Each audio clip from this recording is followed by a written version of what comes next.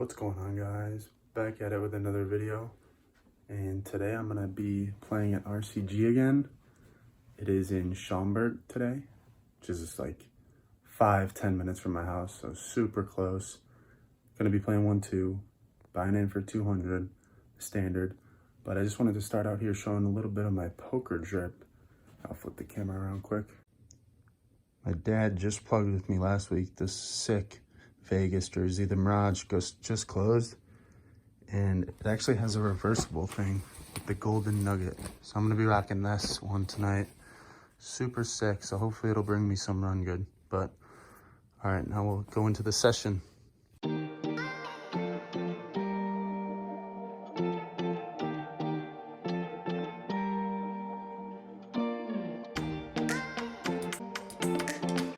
In this first hand, we look down at pocket sevens on the button, and it is actually folded to us, so we open the action to $10 and only get called by the big blind.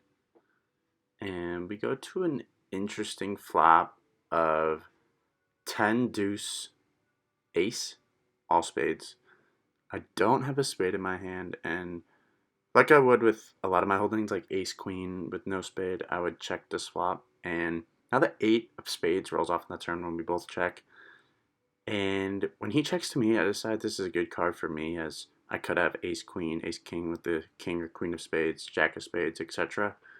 And I bet 10 and he calls. Now the river is the king of diamonds, and I don't want his two pair hands to get an easy decision, so I decide to polarize and bet 40, as I have all the strong spades, and he releases and we take it down. In this next hand, we are in the hijack, and we look down at ace queen offsuit, and it is limped by a middle position player, and we open to 10. Now, cutoff button, small blind, and the big blind all call, or all fold. So we are heads up to a 6-3-8 two spade board, and when the middle position player checks to me, I think this is a pretty safe board, as he'll have some middling cards, jack 10, those types of hands, and I see bet to 10 and he calls. Now the turn's a deuce of hearts, and when he snap called me on the flop, I'm putting him on a flush draw, and now I bet 25 and he snaps again. So flush draw it is for him, and the worst card, 9 of spades, hits the river. Now he leads for 55, and I put him on the flush draw, and it hits, so I decide to let it go, and he wins the hand. Nice hand, sir. In this next hand, we look down at pocket sixes in the hijack, and it is limped by one person, and we decide to open the action up to $10, and we get called by the cutoff directly to our left and the small blind. So we go 3 ways to a flop, and that flop comes gin. 6 king 4 2 diamonds. So we flop middle set in a multi-way pot, and when the small blind checks, we decide to keep the pot bumping with a bet of $15, just about half pot. The cutoff decides to call, and the small blind lets it go. So we go to a turn, which is the king of clubs, and this is a great card for us as we boat up, but he could also have some kings in his range, so we want to keep the pot building.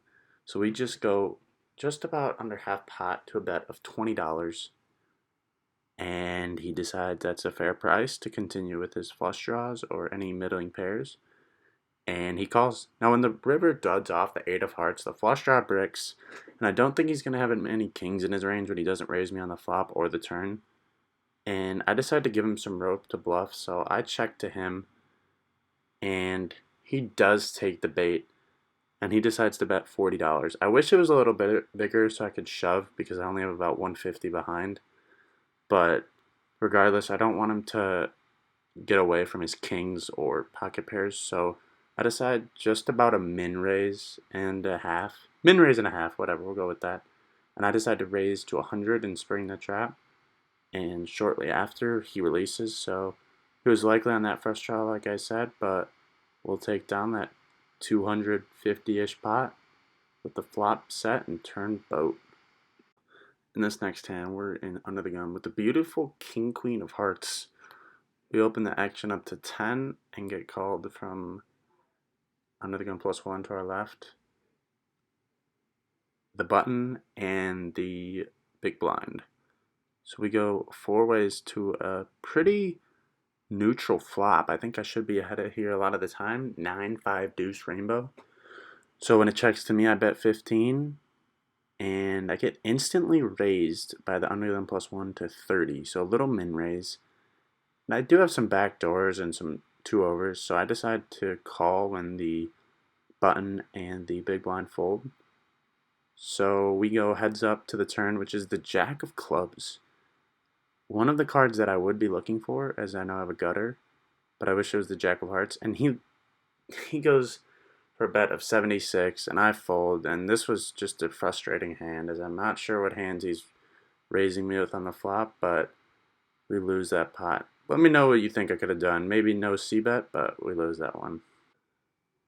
In this next hand, this is not my proudest hand, but we look down at ace-9 offsuit in the big blind, and it is limped by under the gun +1, and the button. So we're 4 ways to a flop of ace-king-10. So we flop top pair, but a medium kicker.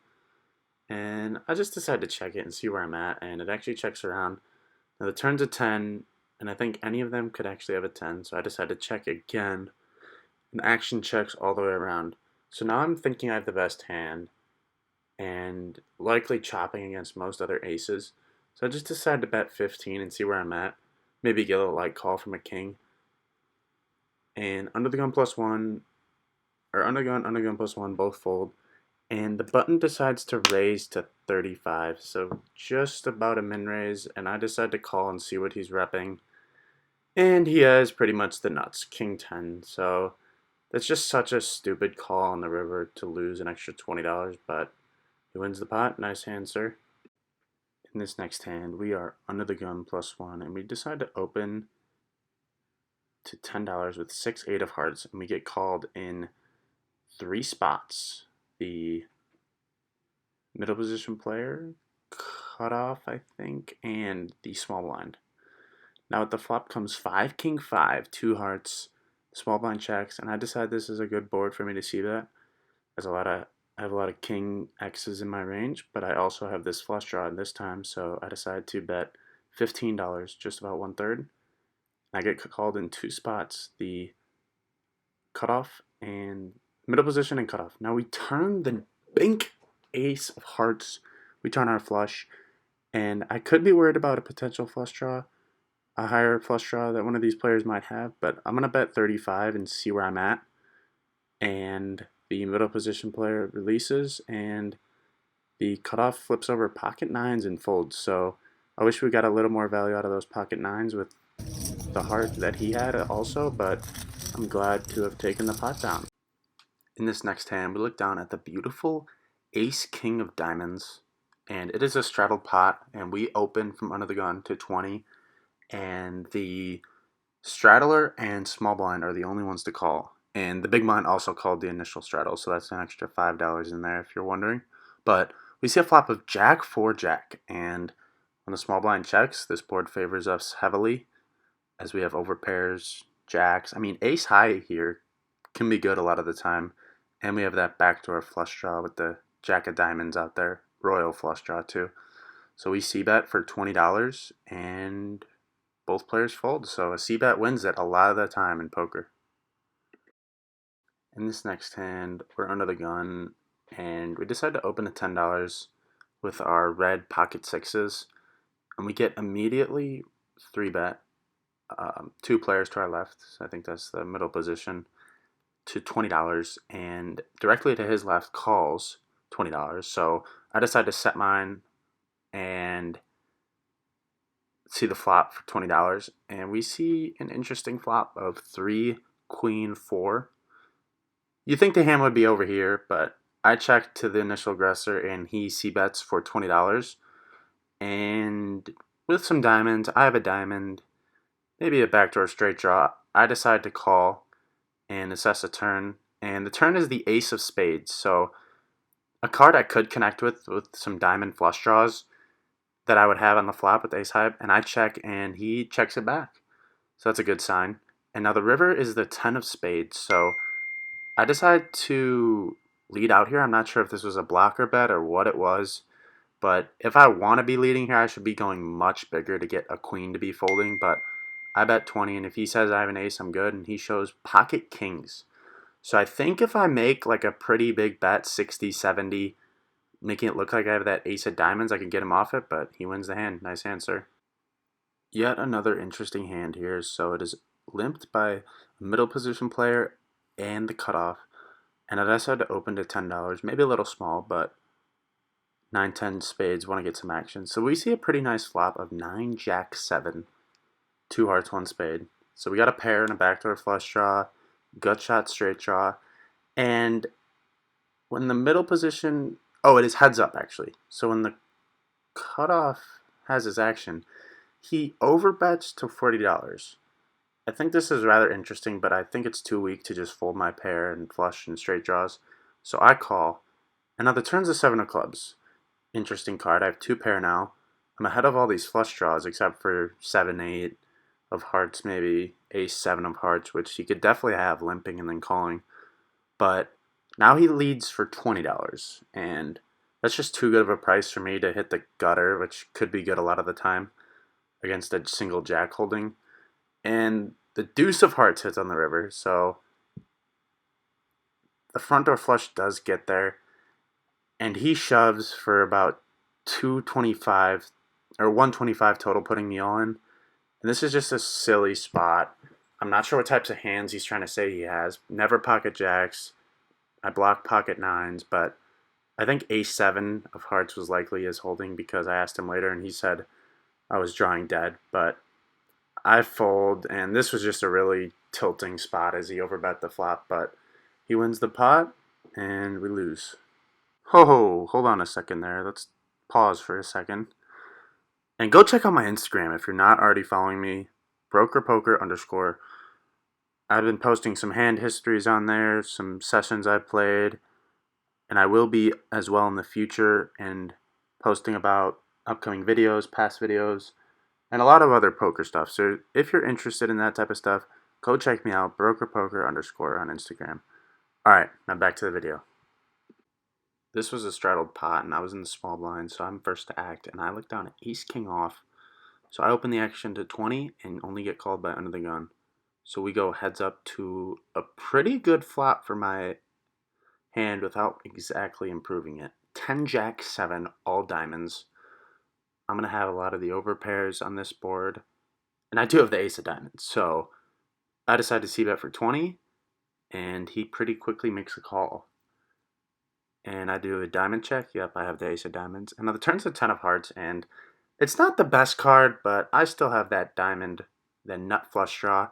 And I really only have $60 behind, so I'd ship it, and he quickly folds. And we take down a small one. Let's go! So there was an open from the middle position player to $6, and I 3-bet him to 20, as $6 is not a strong open. And now he 4-bets me to 41. And I should just be folding, but that's such a small sizing, so I flick in the 21. And I have the middling suited card, so I have what I think is the ace crackers.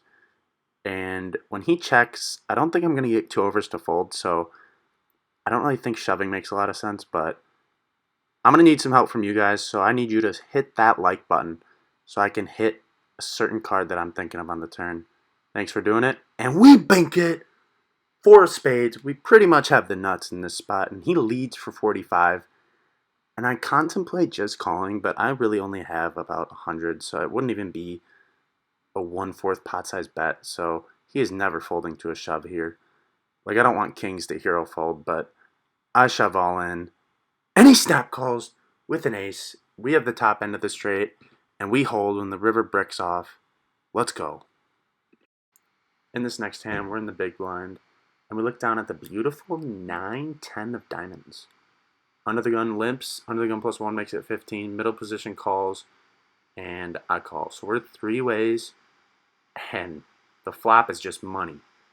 8, 3, 7, 2 diamonds. So we flop front door flush draw and an open-ended straight draw, and me and the under the gun initial raiser checks to the middle position, and he leads out for 20 now.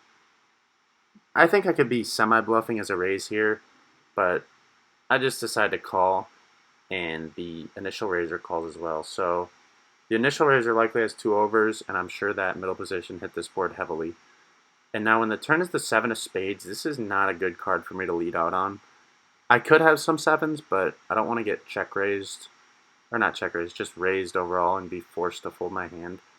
So me and the initial aggressor both check to the middle position player, who decided to bet 25, 1/4 pot. I didn't realize this in the moment, but that is such a weak bet. It's just screaming, let me get to a free river.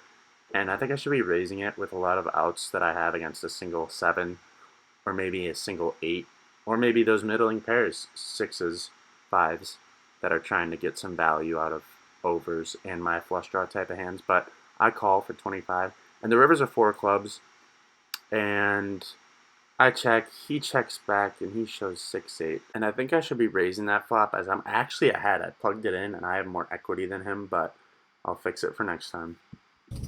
Yeah, I don't want to be here that week. There would have been a lot less traffic if you would have left that closed. There would have been nobody on the road. Yeah, then I would have been driving down the middle of the road by myself. Yeah, it would have been you and some truck drivers.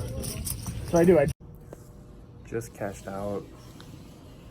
Cashed under 2, so didn't really reach the goal, but I was really card dead at the end there. I called a raise with 5-8 of hearts, completely whiffed, but couldn't really pick up many hands the last like 30 to 40 minutes, even after my seat change, if you saw that change of angle. But cashed out 187, so loss of 13, but we'll get them next time. Thanks for watching. Peace. Wow, so just got out of a little session here. The day after that video that you just watched, I lost $13. Today, -2 buy-ins, not ideal, but I just wanted to go over a hand quick. I'm gonna put it up on the screen, but it was just a weird, like, I think I played it really good, but I lost the pot. I don't know, let me know if this is a good play. Like, I was repping such a thin range, but it was just such a strong play. I wasn't playing hands, like that was my first hand in a few orbits, but this dude made a pretty light call down on me. I guess you just can't bluff players at 1-2. Which is a little annoying. Like, he had second pair, medium kicker. Like, those are the types of hands I was trying to get off of a call. And he was about to fold, but something made him call. But good call by him, I guess. I'm just annoyed at that. Like, I put him on the exact type of hand. Even worse, I put him on better, but he called me down pretty light in like a, whatever, $400 pot. Yeah, it's a little tilting, but let me know what you think about that play I made. And thanks for watching, and I'll catch you guys. Peace.